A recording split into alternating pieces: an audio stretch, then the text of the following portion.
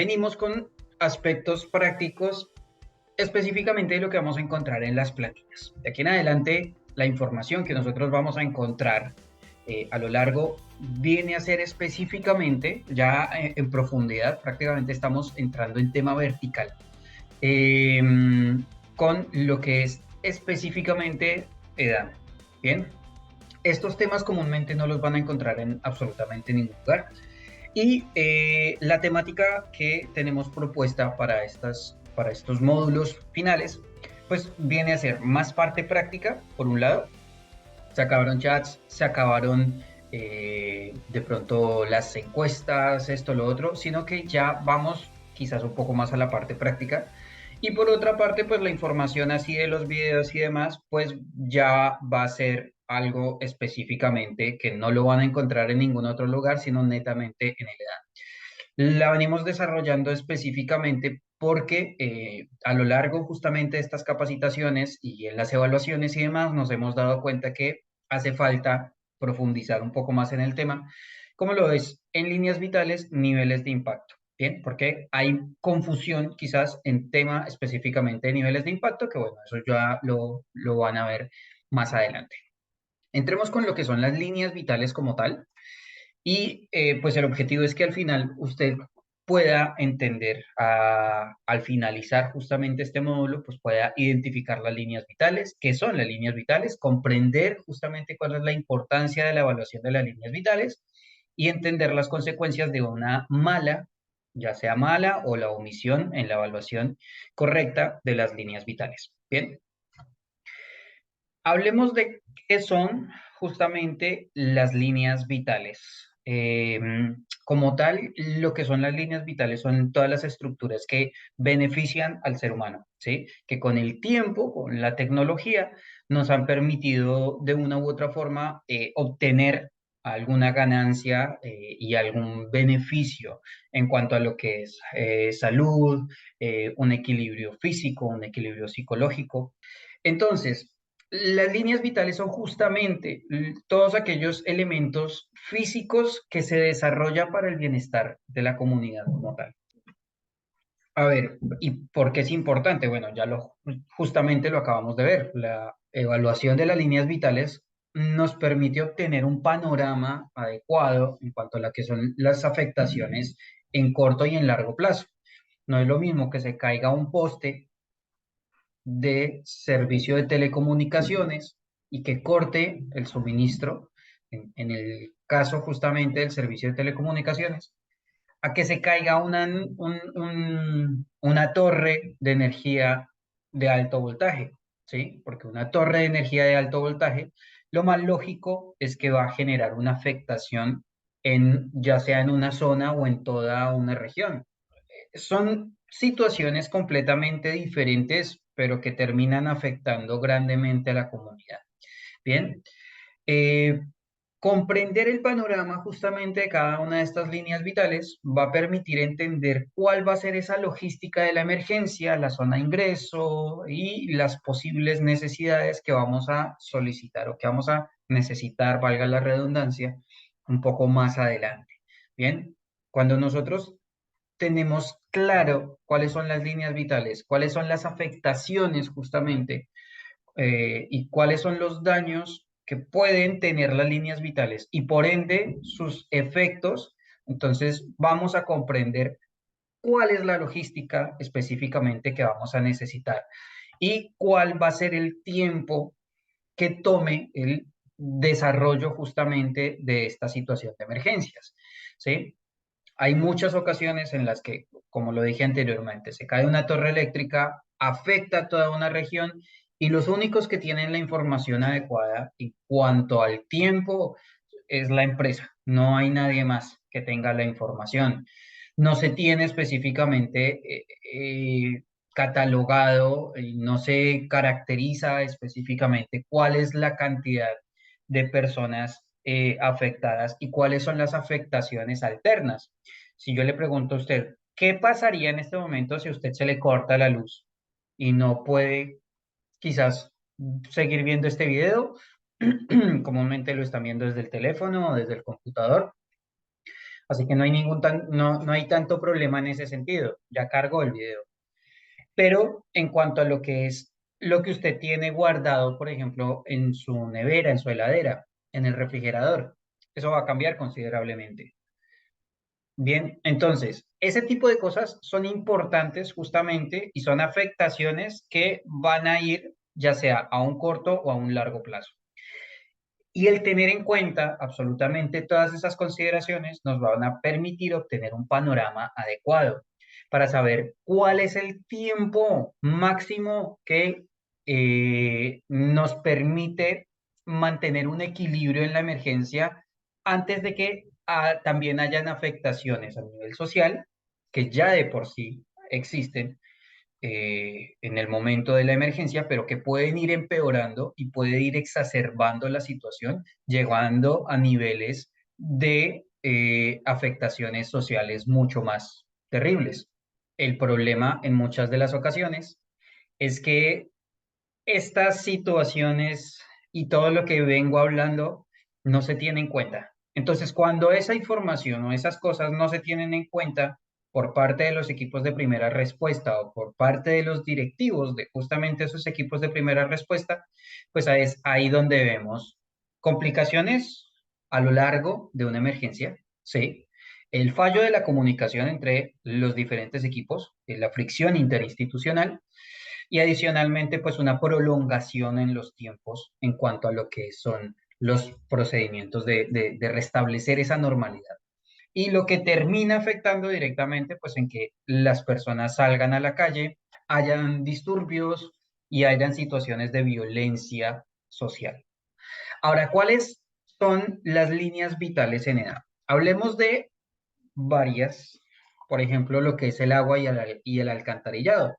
Mm, En este caso, como ustedes se pueden dar cuenta, este tipo de situaciones suelen ocurrir no solamente en terremotos, no son solamente en movimientos telúricos, sino adicionalmente cuando hay una estructura subterránea que colisiona o que se rompe debido a altas presiones, debido a una contrapresión o debido a diferentes elementos o situaciones hidráulicas, por así decirlo.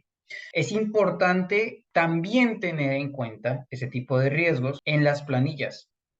Comúnmente, pues las afectaciones en cuanto a lo que es el alcantarillado y demás, tiene también algunas afectaciones cuando hay lluvias torrenciales, cuando hay mal manejo de basuras, adicionalmente a lo que son el mal manejo de la limpieza de los ríos y de los acuíferos, que son los que permiten que toda la cantidad de agua también se evacúe justamente hacia una arteria principal. Es importante que todo ese tipo de elementos también se tengan en cuenta a la hora de la evaluación del análisis y el panorama de riesgo. Hablemos de telecomunicaciones. No importa tanto el hecho de tener internet, pero sí de tener una línea telefónica estable. ¿Cuándo puede verse afectada? Pues cuando pueden existir vientos huracanados con vientos muy fuertes, ¿sí? Rachas de vientos muy fuertes, terremotos, incendios de interfase que afectan directamente o bien ya sea a la estructura o ya sea también a los diferentes elementos de las antenas. Hay otros hechos, hay otras ocasiones en las que también, por ejemplo, las tormentas electromagnéticas del sol, que viene justamente por oleadas y demás, termina afectando a la Tierra, esto, lo otro, entonces ahí también se genera justamente un daño electromagnético en donde se ven afectadas directamente todo lo que tiene que ver con las electrocomunicaciones o telecomunicación. O sea, toda la telecomunicación y toda nuestra forma de comunicación queda hasta ahí, porque un celular sin línea y sin internet, pues prácticamente hoy en día no sirve absolutamente de nada.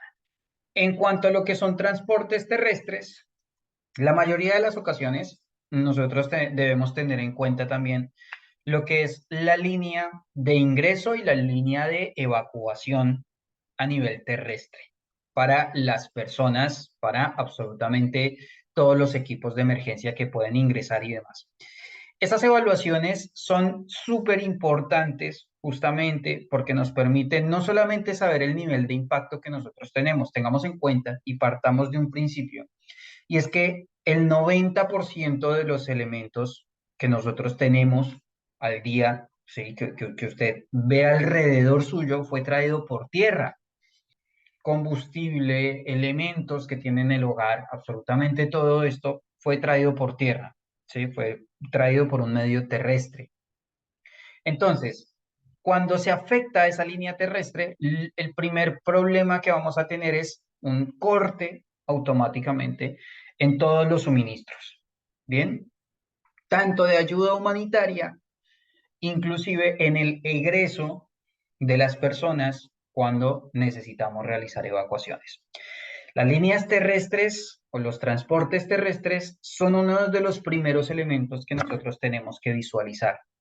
Y en caso tal de que termine afectado como una forma, como lo que estamos viendo en este momento, es imperativo el hecho de crear un plan B, de saber cuál es el otro lugar por el cual podemos realizar el ingreso, el egreso, esto, lo otro, para los equipos y que no queden justamente afectados en el otro extremo sin poder pasar o sin poder llegar de la forma adecuada como nosotros necesitamos.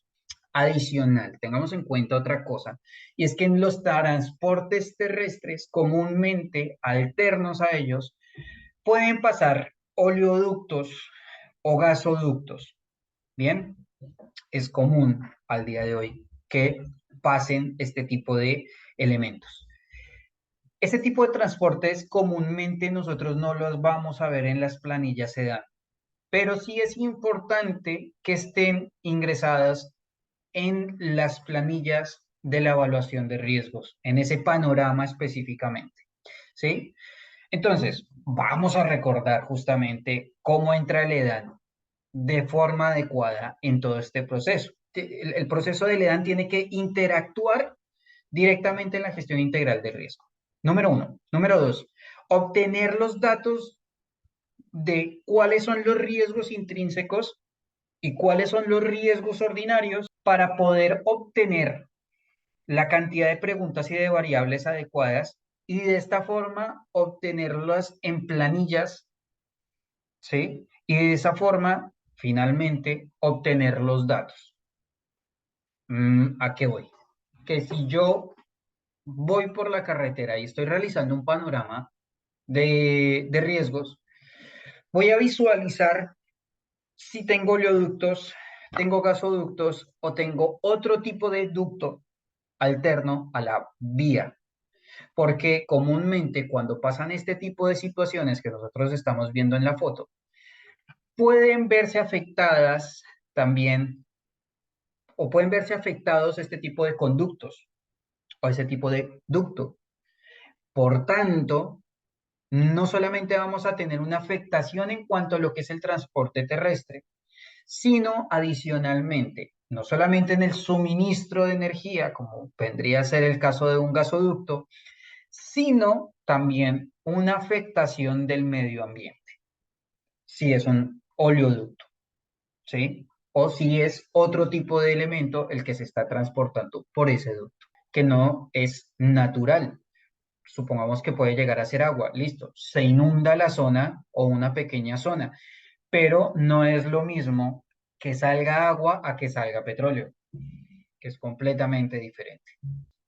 Por otra parte, entonces tenemos la electricidad, todo lo que tiene que ver con las líneas eléctricas. Entonces, la caída de una de estas torres perfectamente puede significar la afectación en toda una zona o en toda una región, ¿sí? Toda una ciudad puede quedarse perfectamente sin luz a raíz justamente de la caída de una de las torres eléctricas.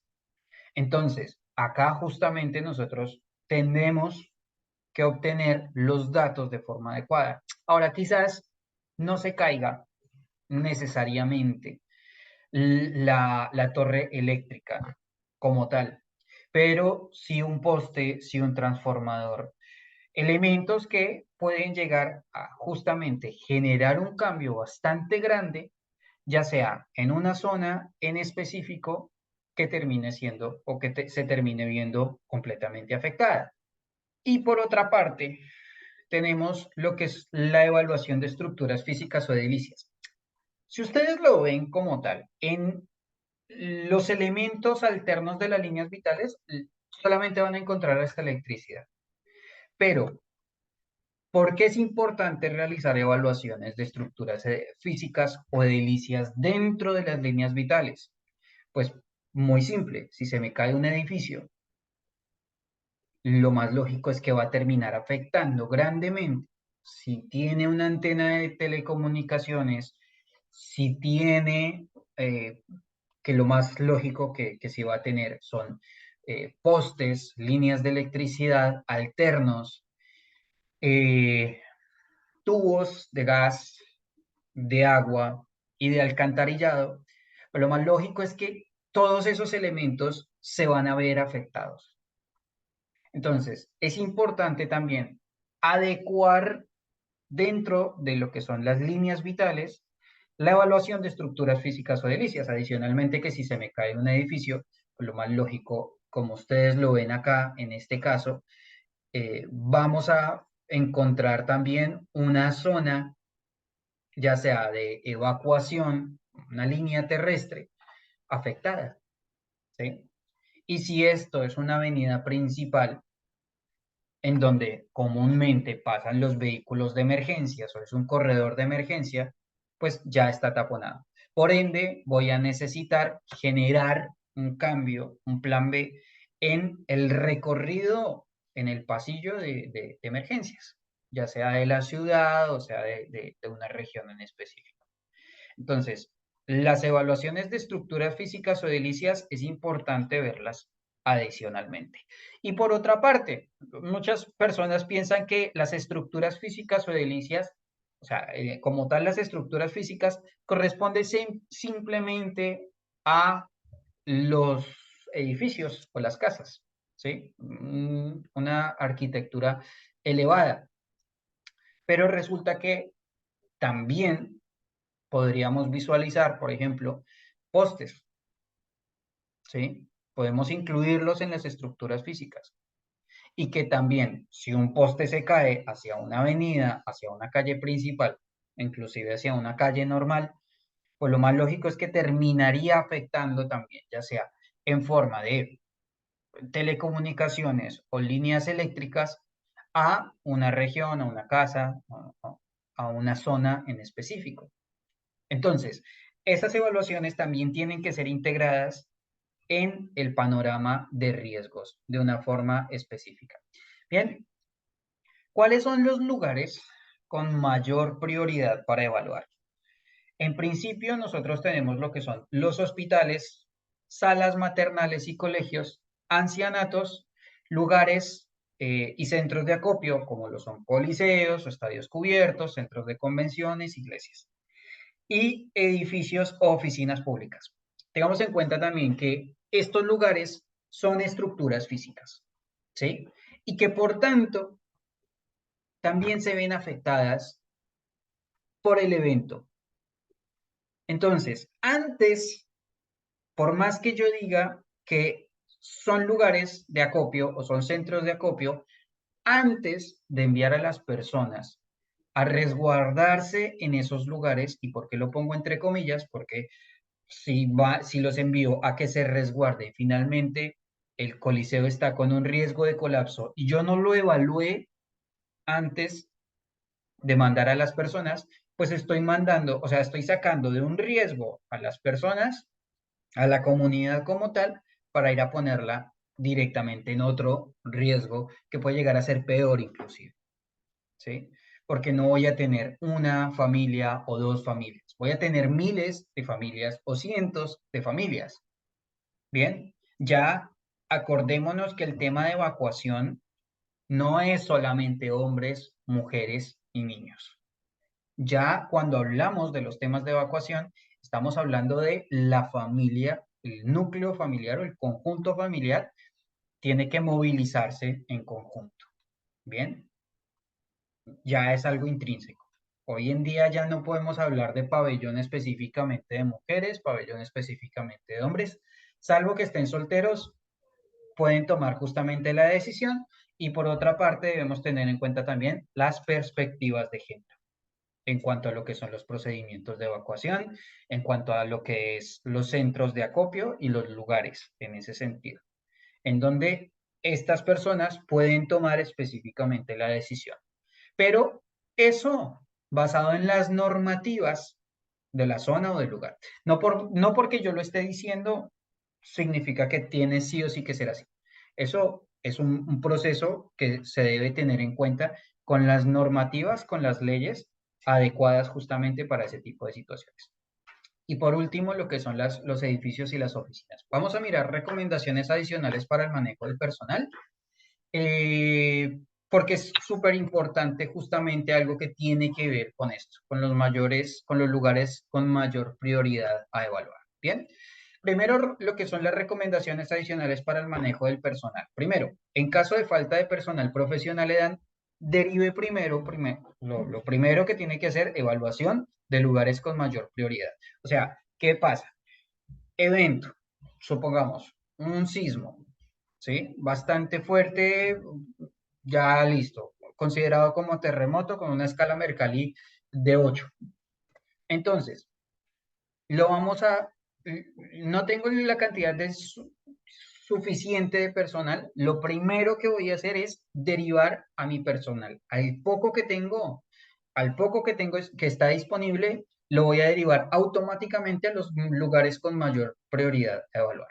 Bien, preferiblemente, si estas personas tienen la posibilidad de tener un dron, o si en mi equipo tengo personal piloto de dron, lo voy a enviar justamente a realizar las tomas aéreas de esos lugares específicamente, ¿sí? Yo sé, pueden haber casas afectadas, pueden haber otros lugares, pero pues los equipos de bomberos van a ir a esos lugares primeramente.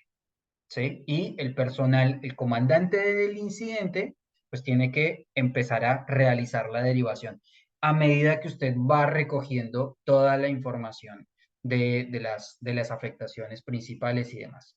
Bien, entonces, primero se tiene que enviar el personal a evaluar esos lugares con mayores prioridades. Después, si es posible o si los tiene, personal con dron que verifiquen las estructuras afectadas a nivel general. Si no es necesario un dron, bueno, listo. Puede ser un ancianato, por ejemplo, que sea pequeño y que no necesite específicamente de un dron. Bueno, listo, perfecto. Entonces, no es necesario llevar un dron, pero sí es necesario llevarlo al hospital. Perfecto, derívelo directamente al hospital. Coordinación con equipos y brigadas comunitarias para el despliegue del personal de apoyo las primeras 8 horas, que es la evaluación preliminar. Tengamos en cuenta, es necesario, súper importante, el saber cuáles son los equipos que a mí me pueden ayudar para recolectar la información y que con quienes yo ya hablé, ya entablé comunicación, ya los capacité para que me colaboraran en estos casos. Entonces, tan pronto ese tipo de situaciones suceda, pues actúo, alerto a estos equipos para una colaboración interinstitucional. Asimismo, ellos tendrán sus propios protocolos internos que les van a permitir trabajar, pues que ellos tendrán su forma de activación del personal y demás. Bien. Desarrollo de las evaluaciones y análisis en el momento de la recolección una vez terminada la zona. Entonces, lo bueno de hoy en día es que usted puede utilizar plataformas, ¿sí? Y es lo más recomendable.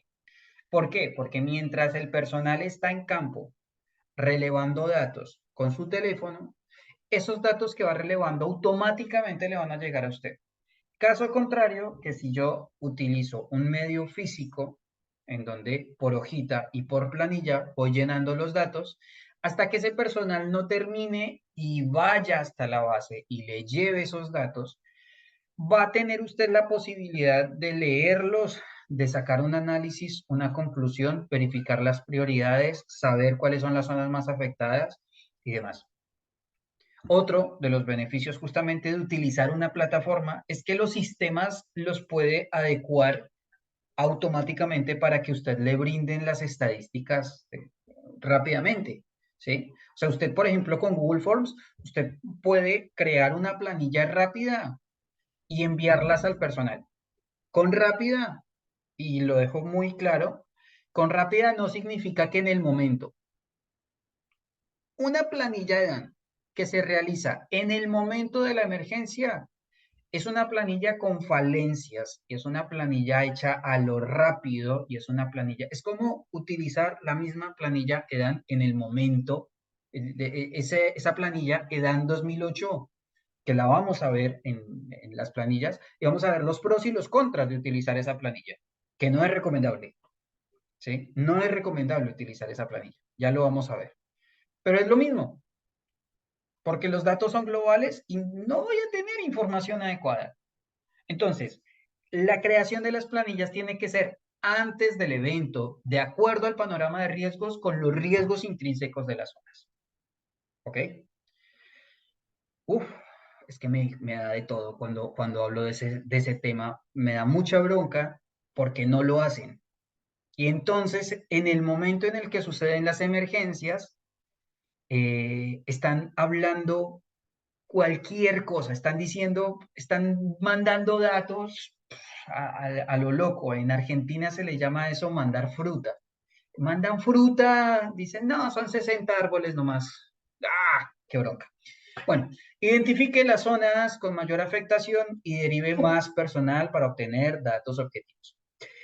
Los procedimientos se dan, no es solamente ir, recolectar datos y volver.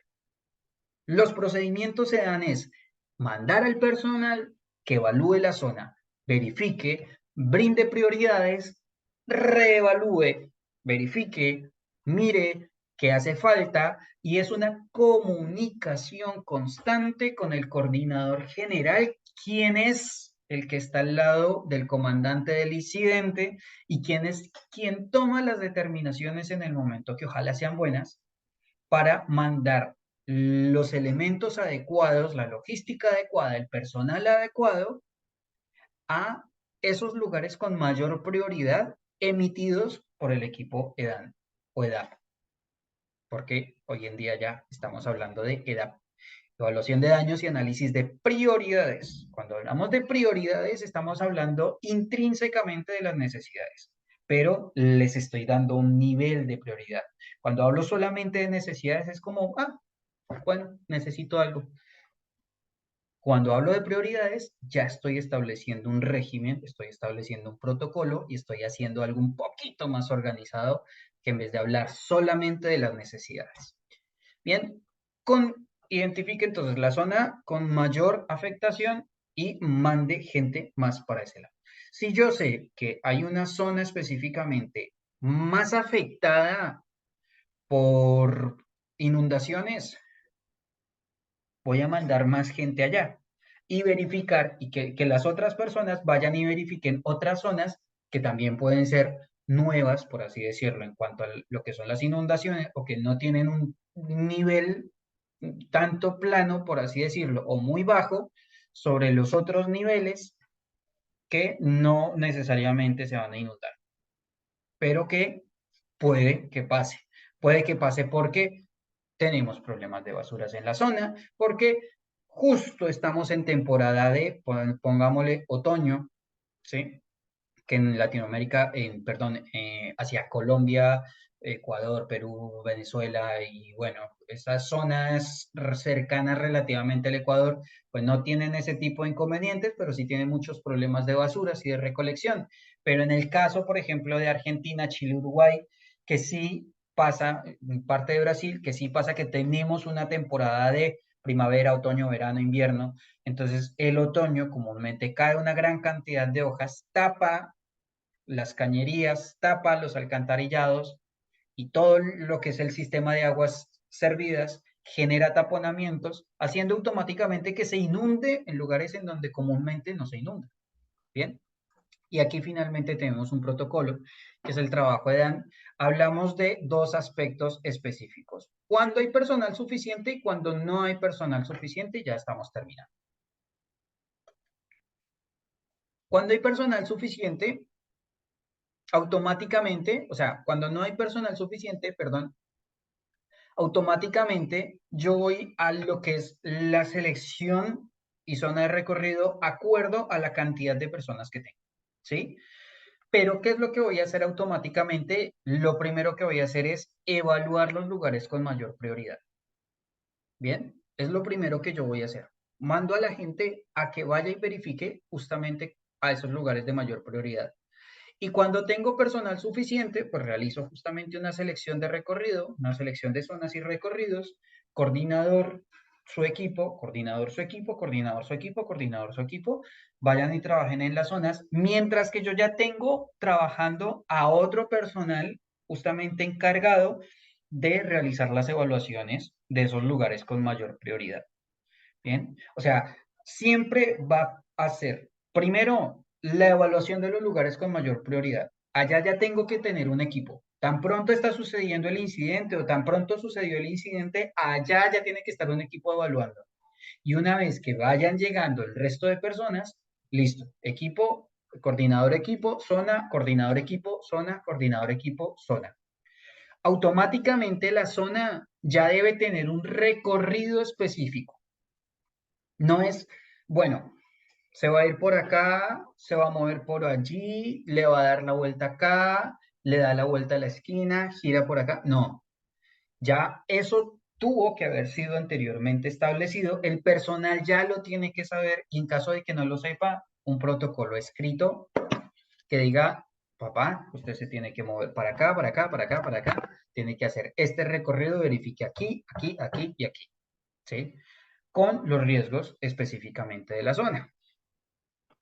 Realiza lo que es, en caso de que no tenga personal suficiente, la evaluación de las estructuras físicas con mayor nivel de riesgo, ya sea de colapso, ya sea de movimiento, ya sea, pero esas estructuras físicas, esos postes con transformadores, por ejemplo, esas antenas grandes, viejas, que se mueven demasiado, bueno, va, verifica su estado, cómo están, sí, está levantada, está vertical, genial, pero se mueve, los tensores están bien.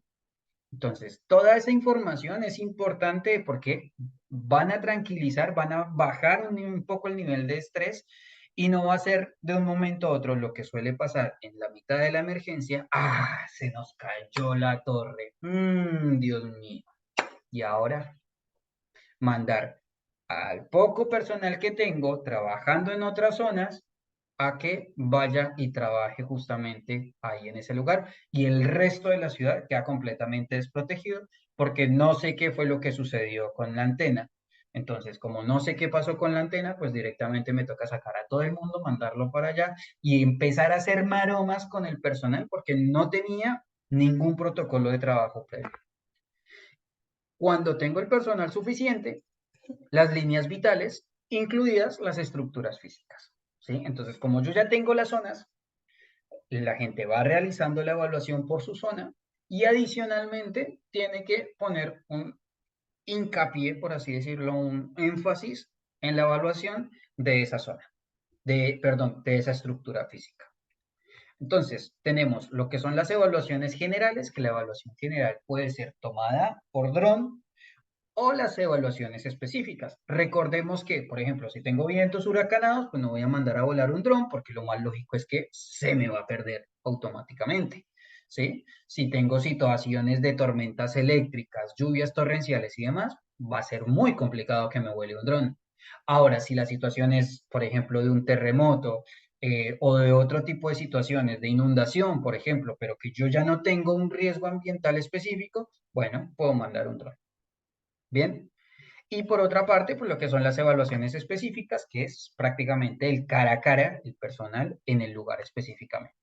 Para proceder finalmente al análisis de análisis de necesidades o priorización más bien de esas necesidades directamente por parte del personal coordinador. El personal en zona no se tiene que encargar del análisis de necesidades.